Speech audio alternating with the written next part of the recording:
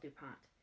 And I often see people who have trouble figuring out how to be in relationship and are trying to figure out a way to not be codependent.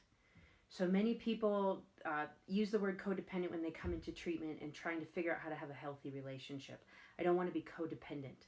And part of what they're talking about is they don't want to lose themselves in the other person.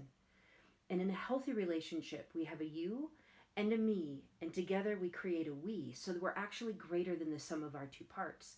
The best of me gets to show up, the best of you gets to show up, and together we create an entire other relationship of the we, where there's some compromise on my part at some time, some on yours at some time, and sometimes you might give a little bit more or I might give a little bit more, but the relationship is somewhat reciprocal around what our roles are and how much energy we're expending and who's taking care of who and what we share and how our duties play out within our household.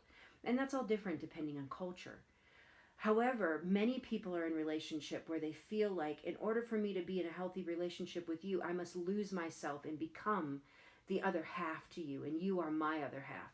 Well, if I take me and you take you, but together we only make one, we're now less than the sum of our two parts. And then the other type of relationship that I often see is one where one person has been required to completely give up their likes, their interests, their desires, their needs, so that the other person can be taken care of. And we call that more of an enmeshment, where there's a lack of a boundary between these two people, and it becomes that the one person is really driving the relationship, again, less than the sum of our two parts, because now really one person is always in control and one person is always giving up. And so what we really truly want in the relationship is a you and a me and a we.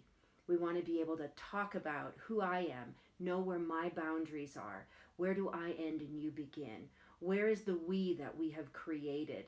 Like what we like to do together versus I have these other interests that I like to do that you don't. You have these interests that you like to do that I don't. Maybe it's types of foods, maybe it's recreation, but we can both maintain some individuality and also be in relationship.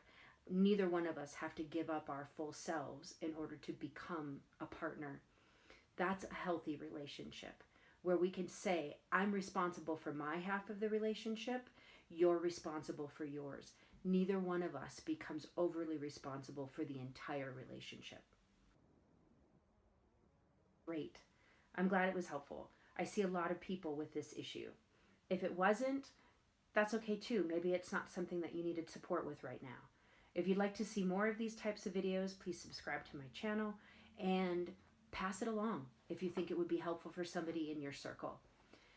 You can read more about me on my website at stacyreuelle.com, or you can read my blog at stacyrd.com.